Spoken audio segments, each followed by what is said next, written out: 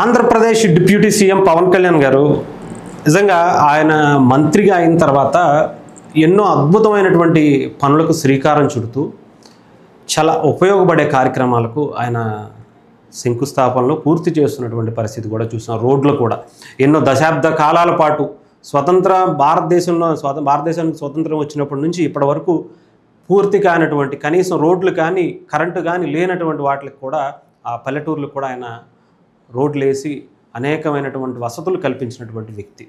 రీసెంట్గా ఆయన పల్లె పండుగల్లో భాగంగా చాలా అద్భుతమైనటువంటి కార్యక్రమాలకు శ్రీకారం చుట్టారు. అలాంటి వాటిలో ఎండాకాలం నిజంగా బయటకు వెళ్తే చాలా ఇబ్బంది పరిస్థితి.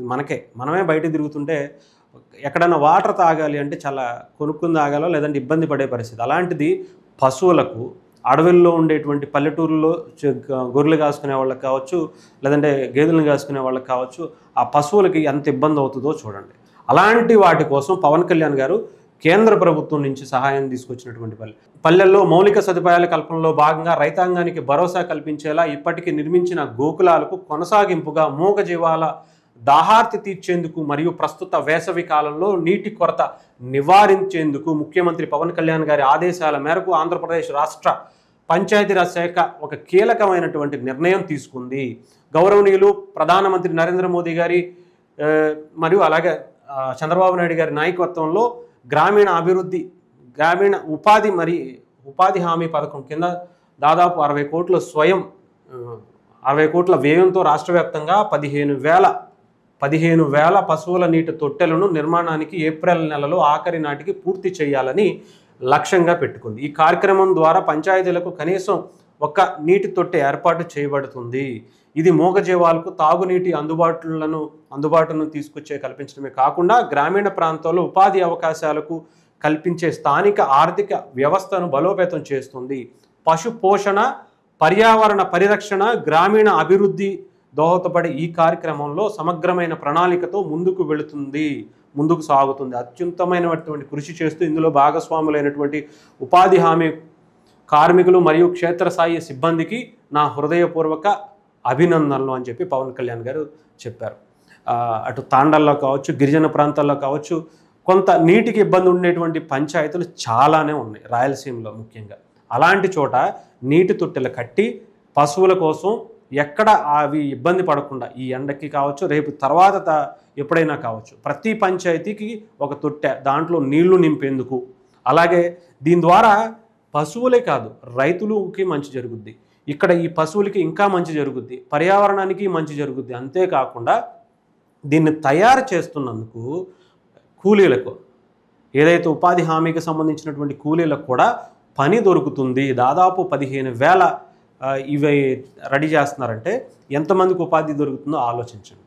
ఇది కేంద్ర ప్రభుత్వం సహాయంతో పవన్ కళ్యాణ్ గారి అద్భుతమైనటువంటి ఆలోచనలతో ముందుకు వస్తున్నటువంటి ఇలాంటి ఆలోచనల్ని పవన్ కళ్యాణ్ గారు రేపు ఇంకా ఎన్నో అద్భుతమైనటువంటి కార్యక్రమాలకు ఆయన శ్రీకారం చుట్టబోతున్నారు, కంప్లీట్ చేయబోతున్నారు, ప్రజలకి అనేక అవసరాలను తీర్చబోతున్నారు. అంటే స్వాతంత్ర్యం వచ్చిన తర్వాత అసలు సిసలైనటువంటి స్వాతంత్రం ఇప్పుడు పవన్ కళ్యాణ్ గారి రూపంలో వచ్చిందేమో అనిపిస్తుంది. నిజంగా ఇన్ని 75 సంవత్సరాలకు పైగా మన భారతదేశానికి స్వతంత్రం వస్తే ఇప్పటి వరకు చేయలేనటువంటి కార్యక్రమాలకు పవన్ కళ్యాణ్ గారు ఆంధ్రప్రదేశ్లో చేసి చూపిస్తున్నారంటే చాలా సందర్భాల్లో అటు కేంద్ర ప్రభుత్వాలు ఎంతోమంది రాజకీయ నాయకులు చెప్పుకుంటా వచ్చినా కూడా ఏమంటారు, పల్లెలే పట్టణాలకు పట్టుకొమ్మలు అని. కానీ అందరూ కూడా పట్టణాలకు వెళ్ళిపోతుంటారు, పల్లెటూరులను వదిలేస్తారు. పల్లెటూరుల్ని ఎవరు పట్టించుకునే నాదుడే ఉండడు.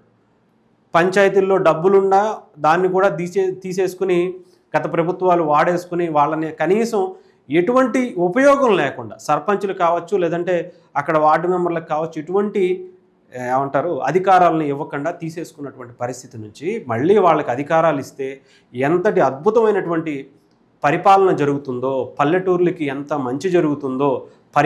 పల్లెటూర్లు అంటేనే పర్యావరణం, చెట్లు మొక్కలు ఎన్నో వ్యవసాయానికి సంబంధించినటువంటి అన్నీ కూడా పల్లెటూరులోనే ఉంటాయి, పట్టణాల్లో ఉండవు.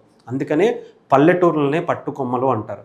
అన్ని విధాలా కూడా అన్ని రకాలుగా కూడా మనకి పల్లెటూర్లు ఎంత ముఖ్యమో పవన్ కళ్యాణ్ గారికి తెలిసినంతగా నాకు తెలిసి భారతదేశంలో ఏ ఒక్క పంచాయతీరాజ్ శాఖ మంత్రికి కూడా తెలీదు. అలాంటి పవన్ కళ్యాణ్ గారు ఆంధ్రప్రదేశ్కి డిప్యూటీ సీఎంగా, పంచాయతీరాజ్ శాఖ మంత్రిగా, గ్రామీణ అభివృద్ధి శాఖ మంత్రిగా ఆయన రావటమే నిజంగా చాలా అదృష్టం. అలాంటిది ఆయన వచ్చిన తర్వాత ఎక్కడా కూడా కరప్షన్ అనేది లేకుండా జాగ్రత్తగా ఇచ్చినటువంటి రూపాయి, కేంద్ర ప్రభుత్వం నుంచి వచ్చినటువంటి రూపాయి కింద పంచాయతీకి వెళ్ళి ఖర్చు పెట్టేంత వరకు ఆ రూపాయి వెళుతుందా లేదా అనేది చాలా జాగ్రత్తగా చూసుకుంటూ మానిటరింగ్ చేసుకుంటూ వస్తున్నటువంటి వ్యక్తి పవన్ కళ్యాణ్ గారు.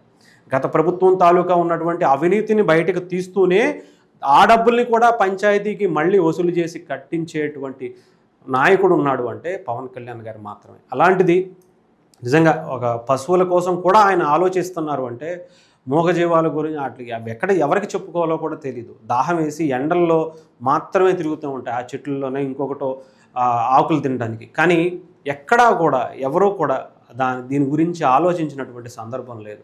కానీ ఇప్పుడు పవన్ కళ్యాణ్ గారు లాంటి వ్యక్తి వచ్చి పంచాయతీల్లో మనం మొదలు పెట్టాలి అని చెప్పి 15,000కు సంబంధించిన నీటి కుంటలు పెట్టడం అనేది నిజంగా అభినందించదగ్గ విషయం. దీన్ని చూసి మిగతా రాష్ట్రాలు, మిగతా వ్యక్తులందరూ కూడా, మిగతా ప్రభుత్వాలు కూడా తెలుసుకుంటే చాలా మంచిది. ఇది ఏదో పవన్ కళ్యాణ్ గారికి పేరు వచ్చేస్తుందో ఇంకొకరికి వచ్చేస్తుందనో కాదు ఇక్కడ చూసుకోవాల్సింది. ఎంతమందికి ఇది ఉపయోగపడుతుంది, పవన్ కళ్యాణ్ గారి వల్ల ఎన్ని అద్భుతాలు జరుగుతున్నాయి, ఆయన ఆలోచన ఎంతమందికి మంచి అవకాశాలను కల్పించింది అన్నది మాత్రమే చూసుకోవాలి. సో ఇది ఆంధ్రప్రదేశ్కి సంబంధించినటువంటి డిప్యూటీ సీఎం పవన్ కళ్యాణ్ గారి మరొక అద్భుతమైనటువంటి ఆయన ఆలోచన.